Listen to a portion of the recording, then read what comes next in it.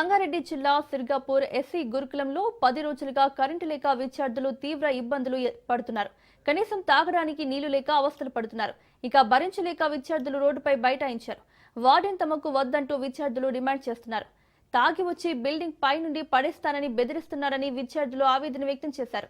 తమ సమస్యను పరిష్కరించాలని అధికారులను కోరుతున్నారు.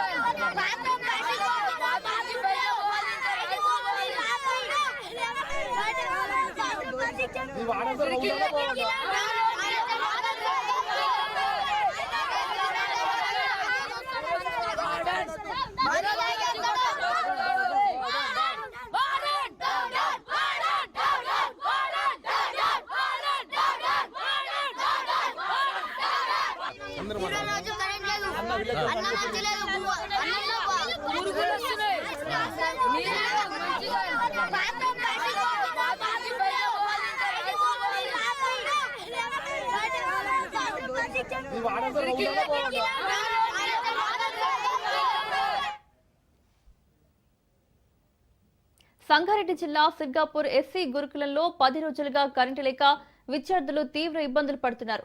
కనీసం తాగడానికి నీళ్లు లేక అవస్థలు పడుతున్నారు. ఇక భరించలేక విద్యార్థులు రోడ్డుపై బైఠాయించారు. వార్డెన్ తమకు వద్దంటూ విద్యార్థులు డిమాండ్ చేస్తున్నారు. తాగి వచ్చి బిల్డింగ్ పై నుండి పడేస్తానని బెదిరిస్తున్నారని విద్యార్థులు ఆవేదన వ్యక్తం చేశారు. తమ సమస్యను పరిష్కరించాలని అధికారులను కోరుతున్నారు.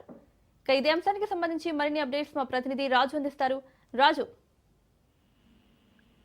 సంగారెడ్డి జిల్లా నారాయణఖేడ్ నియోజకవర్గం సిర్గాపూర్ మండలంలో ఉన్నటువంటి ఎస్సీ గురుకుల పాఠశాలలో గత 10 రోజుల నుంచి విద్యార్థులు అవసరపడుతున్నారు.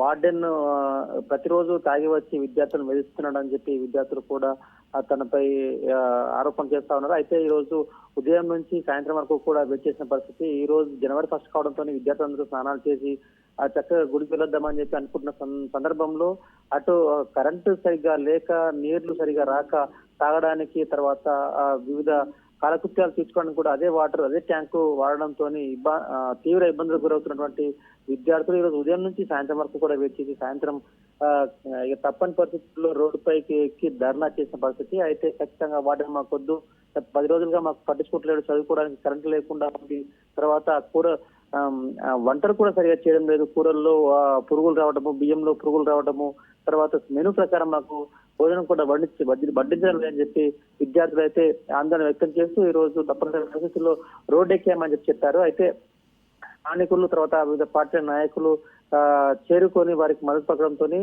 వెంటనే పక్కన ఉన్నటువంటి పోలీస్ సిబ్బంది అధికారులు కూడా విచ్చేసి విద్యార్థులు నచ్చజెప్పి ఖచ్చితంగా సమస్యలు పరిష్కరిస్తామని చెప్పి ఈ రోజుకైతే ఉద్యమాన్ని అయితే అంటే ధర్నా అయితే విరింపజేశారు. మొత్తానికి విద్యార్థులు అయితే వార్డెన్ కష్టాలు తొలగిపోవాలని చెప్పి ఖచ్చితంగా వార్డెన్ తొలగించాలని చెప్పి అయితే ధర్నా చేపట్టిన పరిస్థితి కనిపిస్తుంది.